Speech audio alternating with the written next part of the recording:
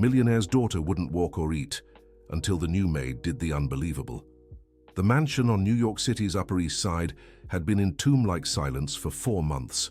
Richard Thompson, a 45-year-old businessman who owned one of the country's largest construction companies, had exhausted all hope after his only daughter, Emma, just 2.5 years old, stopped walking and flat out refused to eat. That's when Dorothy Wilson, 32, knocked on the door of the imposing residence, responding to the job advertisement that had been quietly circulating for weeks. Little Emma remained seated in the same corner of the living room, still as a broken doll, with her messy blonde hair and her gaze lost toward the window. The new maid observed the scene for a few minutes and made a decision that would leave the whole house speechless. Dorothy picked up the abandoned baby bottle on the coffee table, brought it to her lips, and drank the warm milk in front of the girl. Emma, who hadn't shown interest in absolutely anything for months, opened her little blue eyes in surprise and for the first time sketched something like a smile. "What are you doing?" shouted Margaret Jenkins, the housekeeper who had been running the house for 15 years. "This is disrespectful to the family." Richard, who was watching everything from the top of the marble staircase, ran down upon hearing Margaret's altered voice. When he reached the living room, he saw his daughter stretching her little arms toward the bottle Dorothy was holding. "She wants it back," murmured Richard, not believing his eyes. Emma babbled something incomprehensible and made gestures pointing to the bottle. Dorothy, with a warm smile, offered the object to the child, who for the first time in 4 long months accepted to eat. "This can't be happening," whispered Margaret, clutching her apron between her fingers. "After so many specialists, renowned doctors, very expensive treatments." Richard was paralyzed watching his daughter take the milk in small sips, his eyes fixed on Dorothy's face.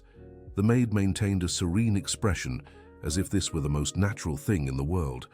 "How did you manage it?" asked Richard, his voice choked with emotion.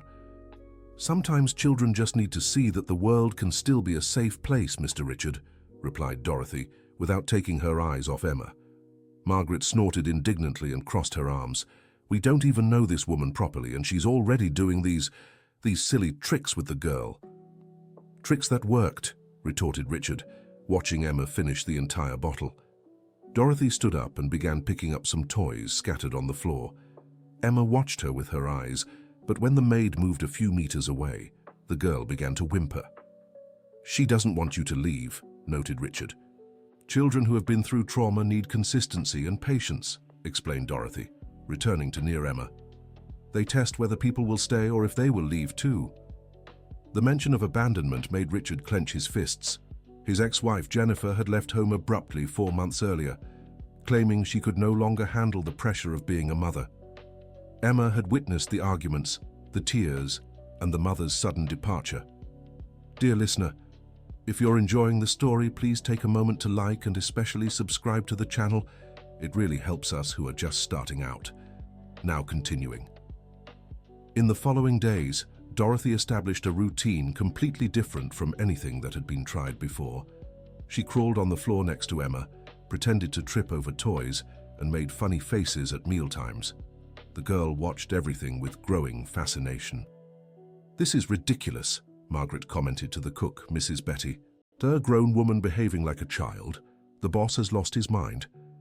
Mrs. Betty, a 58-year-old woman who had worked in the house for 2 decades, shook her head thoughtfully. "I'm not so sure, Margaret. The little girl is eating. Yesterday she laughed when Dorothy pretended to have trouble opening a jar of baby food." "She's manipulating the situation to secure her job," insisted Margaret. "Mark my words, this woman will cause trouble." Meanwhile, Richard observed the interactions between his daughter and the new employee from his office on the 2nd floor. Emma had tried to get up twice to follow Dorothy when she left the room. They were timid, unsteady movements, but they were movements. Dr. Michael Freeman, the family pediatrician for years, arrived for Emma's weekly checkup visibly skeptical when Richard mentioned the improvements. "Richard, you need to be cautious with unfounded hopes. Emma suffered severe psychological trauma. These small progresses might be temporary." But when Dr. Michael saw Emma trying to imitate Dorothy, who pretended to have difficulty walking and used a spoon as a little cane, the doctor stopped talking. "This is unusual," he murmured, watching the girl take small, hesitant steps. "She's responding to playful stimuli," explained Dorothy. "When we play at having the same difficulties as her, Emma feels understood instead of pressured." "Where did you study child therapy?" asked Dr. Michael. Dorothy hesitated for a moment, her hands smoothing her apron. "I learned through life, Doctor. Sometimes experience teaches more than books." Richard noticed the evasion, but the results spoke louder than any diploma. Emma had eaten 3 full meals that day and managed to stand for over 5 minutes. The first major turbulence came when Rachel Thompson, Richard's sister and a psychologist, graduated from Columbia University, visited the house on a Thursday afternoon. She found Dorothy on the living room floor, building a tower of colorful blocks while Emma tried to imitate her. "Richard, I need to speak with you now," said Rachel, pulling her brother into the hallway.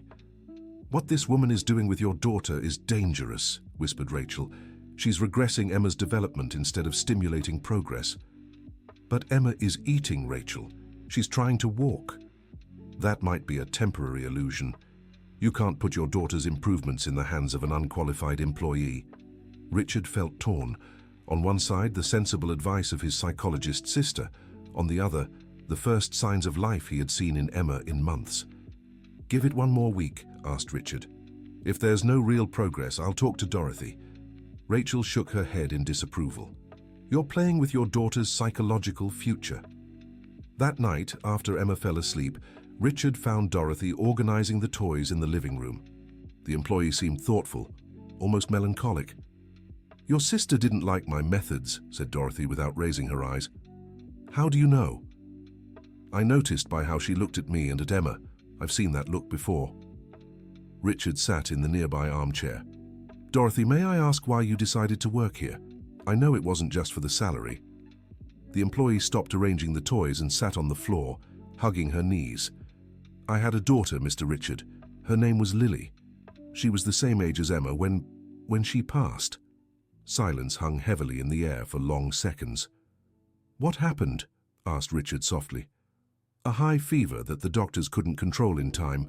She was hospitalized, but I couldn't stay with her all the time because I needed to work. When I arrived at the hospital one morning, she was no longer there." Richard felt a tightness in his chest. "I'm so sorry, Dorothy. For months I blamed myself. I thought that if I had stayed with her, if I had done something different, then I started working with children because I felt I could honor Lily's memory by caring for others. That's why you understand Emma so well. Children who suffer need to see that adults can be vulnerable too. When I pretend to have difficulties, Emma realizes she's not alone in her limitations." Richard was moved by the explanation, but a thought troubled him. Was Dorothy using Emma to deal with her own pain? The next day, Margaret seized a moment when Richard was in his office to confront Dorothy. "I know what you're doing," said the housekeeper, pointing her finger. "Using personal tragedy to manipulate the boss's feelings." "I don't know what you're talking about, Mrs. Jenkins." "Of course you do. I saw how you told your story to him last night. Very convenient for a maid to have lost a daughter the same age as Emma." Dorothy stood up, still holding a teddy bear. "Are you suggesting I lied about losing my daughter? I'm saying there are people who use personal tragedies to get what they want." The tension between the two women was interrupted by Emma, who had woken from her afternoon nap and came downstairs holding the railing. When she saw Dorothy, the girl let out a little cry of joy and walked unsteadily toward her. "Dottie, Dottie," babbled Emma, who still couldn't pronounce the full name. Dorothy opened her arms and received the girl, who for the first time in months had come downstairs alone. Margaret stood gaping. "How did she manage it?" murmured the housekeeper. "She was motivated," replied Dorothy, kissing Emma's forehead. But the joy was short-lived. That same afternoon, a black Mercedes stopped in front of the mansion. Out of the car stepped Jennifer Thompson, Emma's mother, who had disappeared 4 months earlier. Richard was in the garden watching Dorothy play with Emma when he saw his ex-wife approach. The businessman felt his blood run cold. "What are you doing here?" asked Richard, walking quickly to position himself between Jennifer and Emma. "I came to see my daughter," replied Jennifer, wearing sunglasses that hid her eyes. I heard she wasn't well. Wasn't well? Richard raised his voice. She wasn't well because you simply disappeared from her life. Emma, who was playing on the lawn, heard the raised voices and looked up. When she saw Jennifer, the girl froze, the smile completely disappearing from her face. Emma, my love. Jennifer knelt and held out her arms. Mommy's back. But Emma turned and ran to Dorothy, clinging to the maid's skirt. The rejection was like a slap to Jennifer. Who is this woman? Asked Jennifer, looking at Dorothy. The maid who managed to get your daughter walking and eating again after you abandoned her, Richard replied coldly. I didn't abandon her. I needed to take care of myself. Take care of yourself from what, Jennifer? The ex-wife removed her sunglasses, revealing red, tired eyes. Depression, Richard. Severe depression. I couldn't even get out of bed, let alone care for a child. Richard felt as if he'd been punched in the stomach. Amid the anger and hurt, he had never considered that Jennifer might be sick. Why didn't you tell me? Because you were always so perfect, so controlled. How could I admit I was failing as a mother, as a wife, as a person? Emma watched the adults' conversation while clinging to Dorothy, who stroked her blonde hair to calm her. Where have you been these 4 months? Asked Richard. At a clinic in Aspen. Inpatient treatment, therapy, medication, trying to understand why I couldn't be happy, having everything I ever wanted. The revelation completely changed the atmosphere. Richard felt guilty for not having noticed his ex-wife's suffering, but at the same time he was furious that she hadn't sought help before leaving. And now? What do you want? I want my daughter back. I want my life back. Dorothy bent down and whispered something in Emma's ear. The little girl nodded and walked slowly toward her parents, but kept her distance. She's walking, Jennifer noted, surprised. Thanks to Dorothy, said Richard. Emma hadn't been eating or moving for months. Jennifer looked at the housekeeper with a mixture of gratitude and jealousy. Thank you for taking care of her, Jennifer said to Dorothy. But now that I'm better, I can resume my role as a mother. With all due respect, Mum, Dorothy replied, being a mother isn't a role you resume. It's a responsibility you take on every day. The words fell like a bomb in the tense air between the ex-spouses. Dear listener, if you're enjoying the story, please take a moment to like and especially subscribe to the channel. It really helps us who are just starting out. Now continuing. How dare you lecture me about motherhood? Jennifer exploded. You're just a housekeeper. Emma started crying at her mother's shouts. Dorothy immediately knelt down and opened her arms, and the little girl ran to her. See? Richard said to Jennifer. You're scaring our daughter. I just... Jennifer tried to control herself, seeing she had slipped back into old patterns. I'm sorry, Emma. Mommy didn't mean to shout. But Emma remained clinging to Dorothy, refusing to look at Jennifer. She needs time to readjust to your presence, Dorothy explained. Children don't forget abandonment easily. I didn't abandon her, Jennifer protested. I was sick. To a 2-year-old, sickness and abandonment feel the same, Dorothy said gently. Emma only knows that one day you were here and the next you had disappeared. Richard watched the interaction between the 3 women and realized Dorothy was right. Emma showed fear of Jennifer, not anger or indifference. What do I need to do? Jennifer asked, her voice breaking. How do I get my daughter to trust me again? Dorothy exchanged a look with Richard before answering. You need to show Emma that you won't disappear again, and that isn't done with words, but with constant presence. But I live in a small apartment now. I'm not ready to take care of her alone yet. Then how about starting by spending a few hours a day here? Dorothy suggested. Emma can get used to your presence gradually. Richard was surprised by the generosity of the suggestion. Any housekeeper in a similar position would try to push the biological mother away to maintain her importance in the child's life. You would do that? Jennifer asked. You'd help me win back my daughter? I would do anything for Emma's well-being, Dorothy replied, including stepping aside when she no longer needs me. In the following days, Jennifer started coming to the house every afternoon. Initially, Emma flatly refused to interact with her mother. but Dorothy found a clever way to break the ice. "Emma, your mommy is also learning how to play again," Dorothy said one afternoon. "How about we teach her?" The housekeeper sat on the floor and started putting together a children's puzzle, pretending to have trouble with the pieces. Emma, as always, wanted to help. Then Dorothy called Jennifer. "Come, Mom, sit here with us."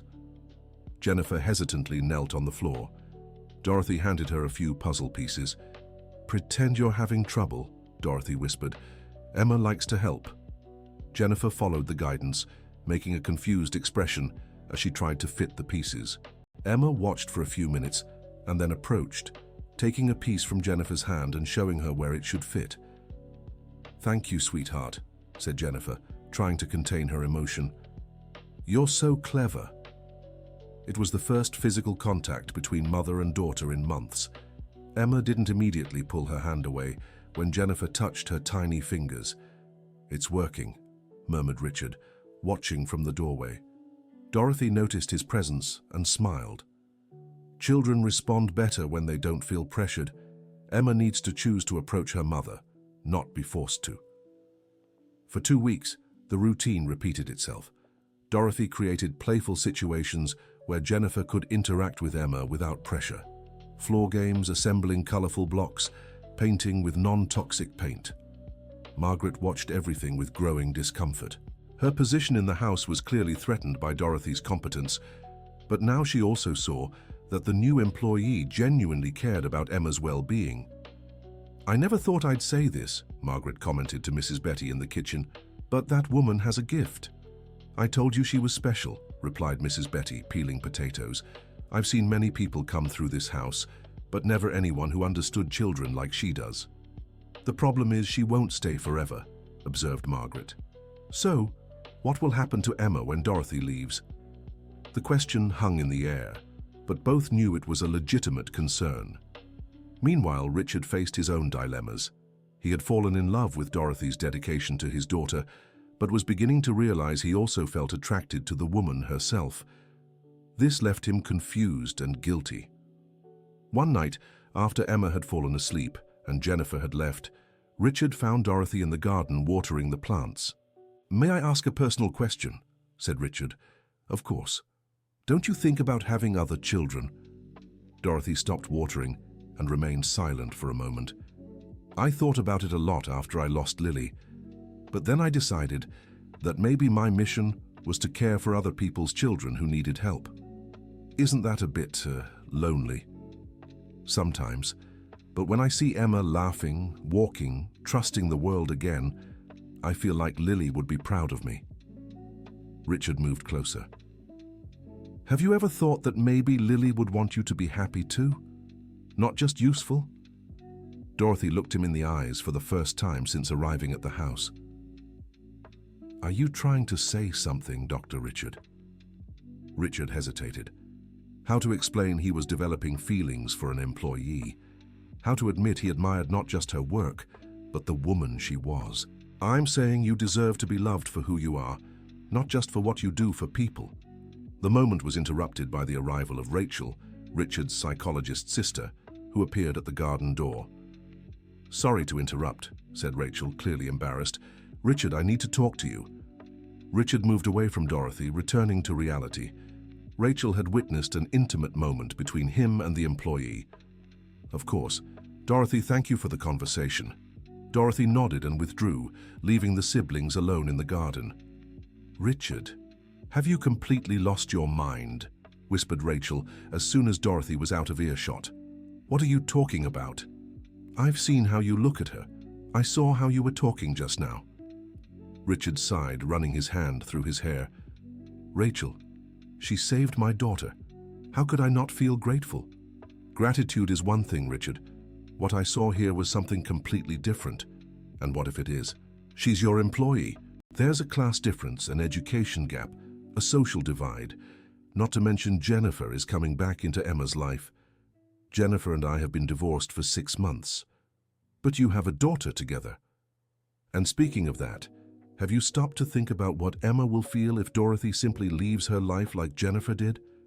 The question hit Richard like a well-aimed arrow. He hadn't considered that angle.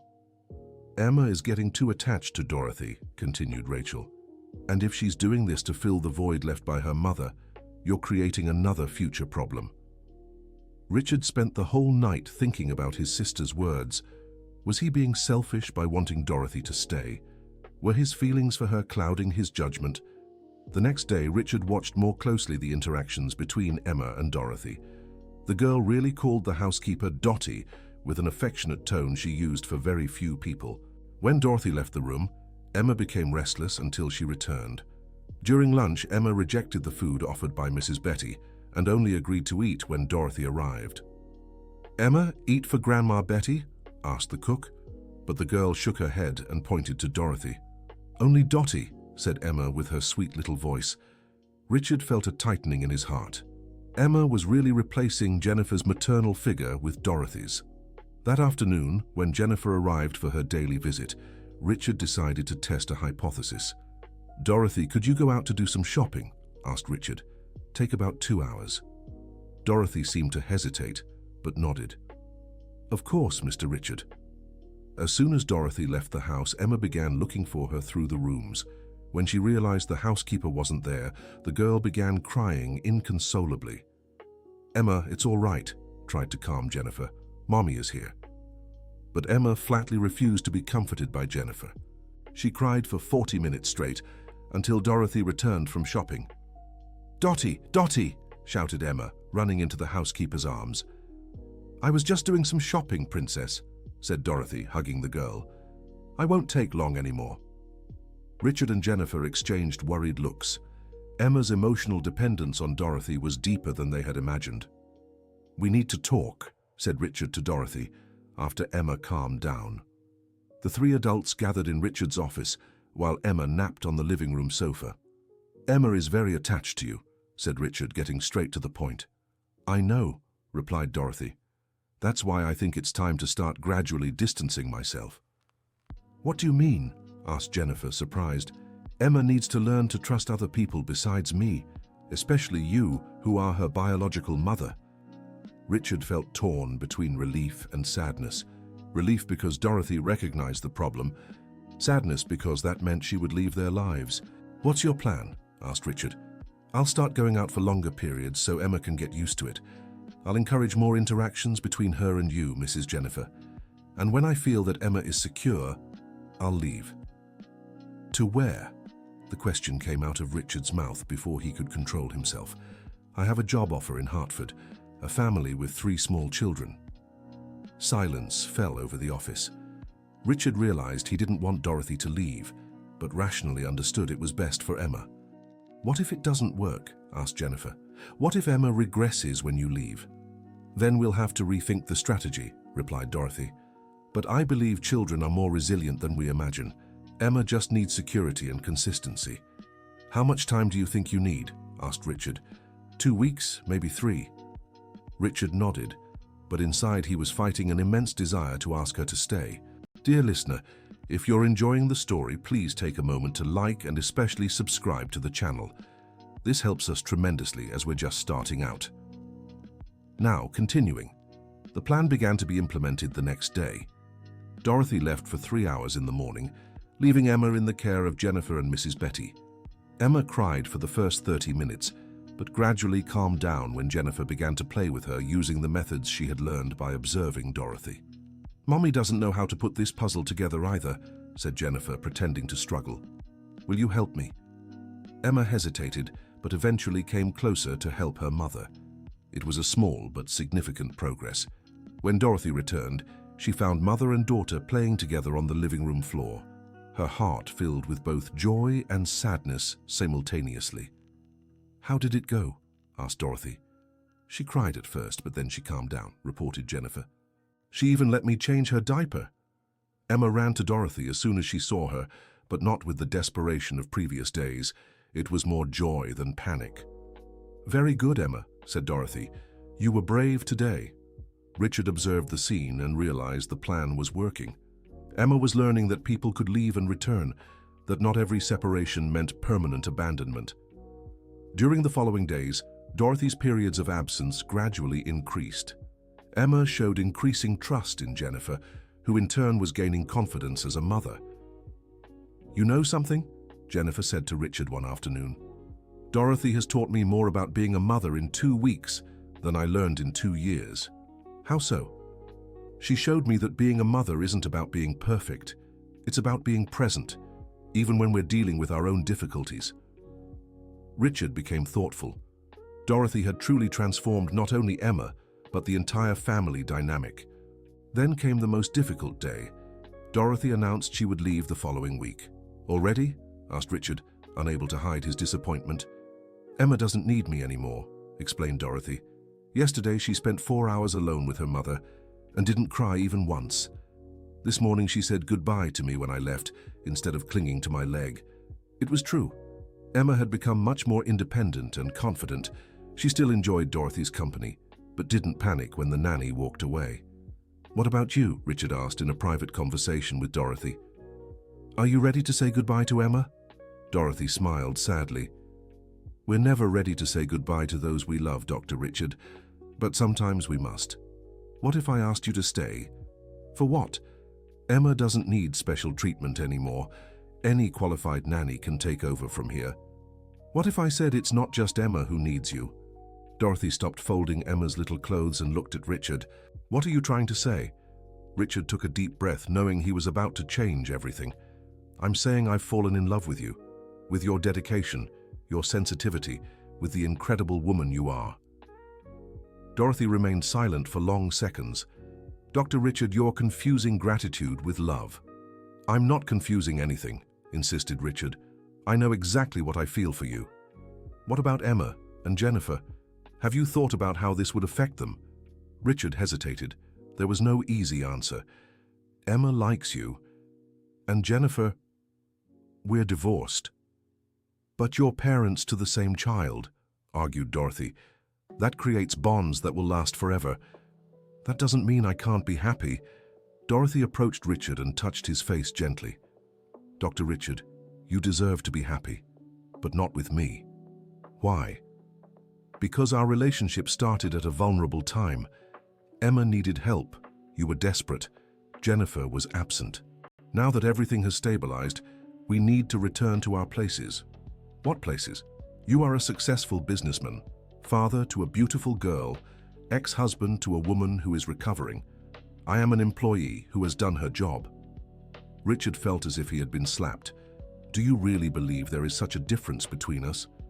"There is, yes, and pretending there isn't would be dishonest." "Dorothy, Mr. Richard, you will find someone from your social class, with your education, who will make you very happy, and I will continue doing what I know how to do, taking care of children in need." Richard realized Dorothy had made her decision, and nothing he said would change her mind. On her last day of work, Emma seemed to understand something was different. She clung to Dorothy more, but without the desperation of previous months. "Is Dottie leaving?" asked Emma in her small voice. "Yes, I am, Princess. But you're not sad anymore, are you?" Emma shook her head. "Mommy stays with me." "That's right. Mommy will always stay with you." Jennifer watched the farewell with tears in her eyes. "Dorothy, how can I thank you for everything you've done?" "Be the mother Emma needs," replied Dorothy. "It's the only thanks I want." Richard came down the stairs carrying Dorothy's bags. She had refused his offer of a ride, preferring to call a taxi. "Dorothy," said Richard when the taxi arrived, "if you ever change your mind—" "I won't," she interrupted softly. "But thank you for making me feel special, even if just for a little while." Emma ran to give Dorothy one last hug. "Bye, Dottie. Will you come back?" "Someday, maybe," replied Dorothy, kissing the girl's forehead. "You be a brave girl, okay?" "Okay." Dorothy got into the taxi and waved through the window as the car drove away. Emma waved back, but then ran into Jennifer's arms. "Mommy, can we play with a puzzle?" "Yes, my love." Richard stood at the door watching his ex-wife and daughter enter the house hand in hand. He felt a mix of satisfaction and melancholy. Emma was cured. Jennifer was taking on her role as a mother, but he had lost the woman he loved. 6 months passed. Emma was completely recovered, attending a little school in the morning and playing in the park with other children. Jennifer had moved back into the house, occupying a room on the lower floor to make it easier to care for their daughter. Richard tried to focus on work, but often found himself thinking about Dorothy. He had tried to contact her a few times, but she never answered the phone.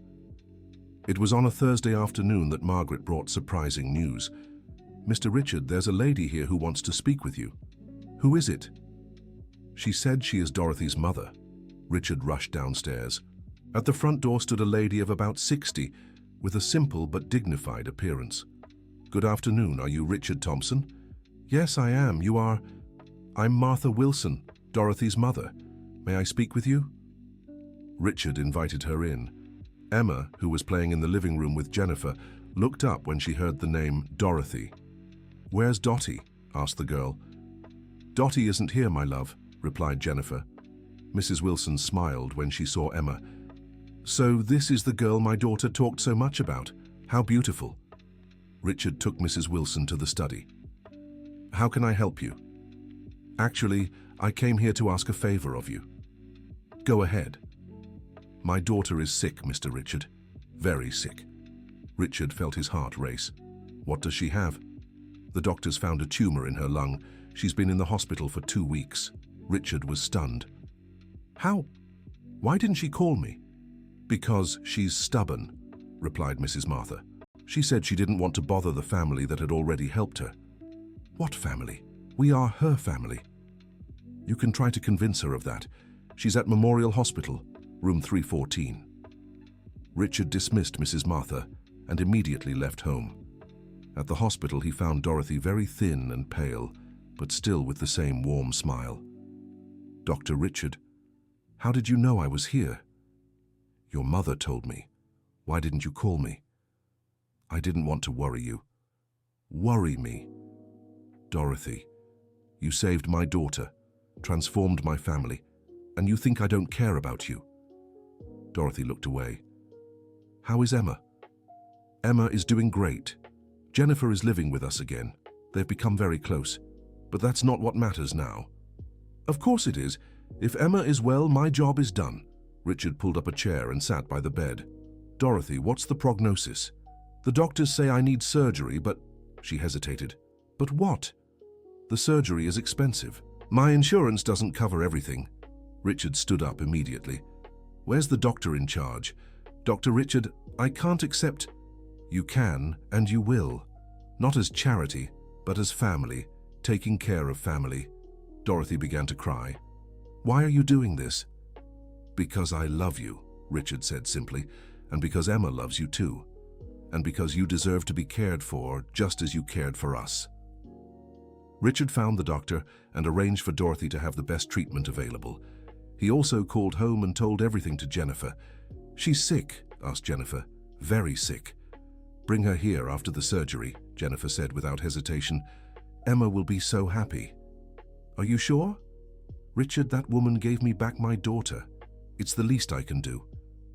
Dorothy's surgery was successful, but her recovery would be long. Richard insisted that she recover at the mansion, where she would have all the care she needed. When Emma saw Dorothy coming back to the house, the little girl shouted with joy, "Dottie! Dottie's back!" But this time, Emma didn't run desperately to Dorothy. Instead, she held Jennifer's hand, and the two walked together toward the housekeeper, who had become so much more than that. "Dorothy, I missed you," said Emma, now 3 years old and speaking much better. "I missed you too, Princess, but now I'm going to stay here for a while to get better." "That's great. Mommy and I made a drawing for you." Emma ran to get a colorful paper where she had scribbled with crayons. It was a family, a man, 2 women, and a child, all holding hands. "Who are these people?" asked Dorothy. "Daddy, you, Mommy, and me," Emma replied naturally. Richard and Jennifer exchanged glances. To Emma, Dorothy truly was part of the family. During the months of recovery, the household dynamics settled harmoniously. Dorothy gradually recovered, Jennifer cared for Emma with confidence, and Richard finally understood that love can take different forms. One afternoon, while Dorothy rested in the garden and Emma played with Jennifer in the living room, Richard approached the housekeeper. How are you feeling? Physically, much better. Emotionally, grateful. Dorothy, may I ask you a question? Of course. When you said you couldn't stay because we were from different social classes, was that really it? Or was there another reason? Dorothy became thoughtful for a moment. I was afraid, she admitted. Afraid of getting too attached and then losing everything again. And now? Now I understand something. Sometimes we lose people we love, but that doesn't mean we should stop loving. Richard smiled. And what does that mean for us? It means I'm ready to try, if you still want to. Richard knelt beside Dorothy's chair. I do want to. But this time as equals, building something together. What about Emma and Jennifer? Emma already considers you family, and Jennifer, well, I think she'll support us. As if she had heard the conversation, Jennifer appeared at the garden door. May I interrupt? Richard and Dorothy stood apart, embarrassed. Jennifer, I can explain. No need to explain anything, Richard, Jennifer interrupted. Actually, I came to talk about this very thing. She pulled up a chair and sat with them. Dorothy, you saved my daughter. More than that, you taught me how to be a mother. If Richard is happy with you, I'm happy too. Are you sure? Asked Dorothy. I am. Besides, Emma has been drawing you as part of the family for months. It would be cruel to ignore her feelings. Richard was moved by Jennifer's generosity. What about us? He asked his ex-wife. Where does that leave us? It leaves us as Emma's parents, Jennifer replied, as friends who respect each other. As a non-traditional family, but a family nonetheless. That evening, after Emma fell asleep, the three adults talked at length about what the new family arrangement would look like. They decided Dorothy would continue living in the house, but now as Richard's girlfriend and Emma's co-parent, no longer as an employee. Jennifer would keep her room and actively participate in raising her daughter. They would be an unconventional but functional family. One last thing, said Dorothy before retiring to her room. I'd like to go back to school. Maybe study psychology. Why? Asked Richard. Because I discovered I have a knack for understanding people, and I want to help other children like I helped Emma. It would be my pleasure to pay for your studies, said Richard. No, Dorothy interrupted. This time I'll pay my own way. I want to be your partner, not your dependent. Richard smiled. That determination was one of the things he loved most about Dorothy. 2 years later, Dorothy graduated with a degree in psychology, specializing in child therapy. She opened a modest practice that soon became a reference for treating traumatized children. Richard and Dorothy married in a simple ceremony in the garden of the house, with Emma as flower girl and Jennifer as one of the matrons of honor. The little girl, now 5 years old, was radiant to see her drawing family becoming official. Now is Dottie going to be my mom too? Emma asked Richard. Dottie will be your stepmother, Richard explained, but you'll always have two mothers who love you very much. How lucky I am, exclaimed Emma, making everyone laugh. At Dorothy's practice, a discreet plaque read, Dr. Dorothy Wilson Thompson, child psychologist, specialist in trauma and emotional bonds. Her first patient was a 4-year-old girl who had stopped speaking after her parents divorced. Dorothy sat on the floor, picked up a colorful puzzle and pretended to have trouble putting it together. The girl watched for a few minutes and then approached to help. Thank you, said Dorothy. You're very smart. What's your name? The girl whispered her name for the first time in months. Dorothy smiled, remembering Emma, Lily, all the children she had helped, and those she would still help. She had discovered that her mission in life wasn't just to honor the memory of her lost daughter, but to transform pain into an instrument of healing. At home, Richard was waiting for her with Emma, who now attended school and had many little friends. Jennifer had moved to a nearby apartment, but had dinner with them at least 3 times a week. How was the first day, asked Richard when Dorothy arrived. Wonderful, she replied, hugging her husband. I managed to help a little girl start speaking again. Just like you did with me, said Emma, who had overheard the conversation. Remember when I couldn't speak properly? I do remember, said Dorothy, kissing her stepdaughter's forehead. But you've always been brave. Just like you, replied Emma. That evening, after Emma fell asleep, Richard and Dorothy sat in the garden where they had first spoken about their feelings. "Do you regret anything?" asked Richard. "I regret having resisted for so long," admitted Dorothy.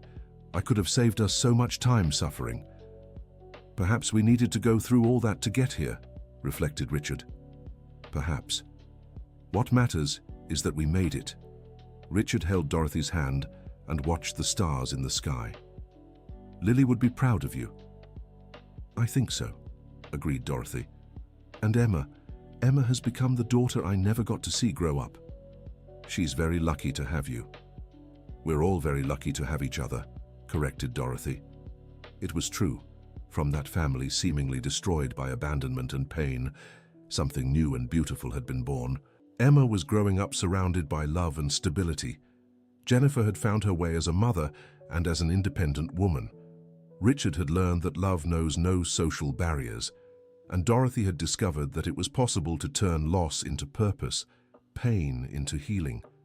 Sometimes, when Emma played in the garden and laughed loudly, Dorothy felt a gentle presence by her side. It was as if Lily were there, approving of her choices, proud of the mother she had become to other children. "Thank you, my love," Dorothy whispered to the wind. "Thank you for teaching me that love doesn't end. It only transforms." And so, in a mansion that had once been silent and sad, now echoed the laughter of a happy girl and the plans of a family that proved that sometimes the most beautiful endings arise from the most difficult beginnings. End of story. Now tell me what you thought of this story of overcoming and love. Do you believe Dorothy made the right decisions? Leave your honest opinion in the comments about this family that reinvented itself through pain and found happiness in a unique way. Don't forget to leave your like and subscribe to the channel so you don't miss other moving stories like this one.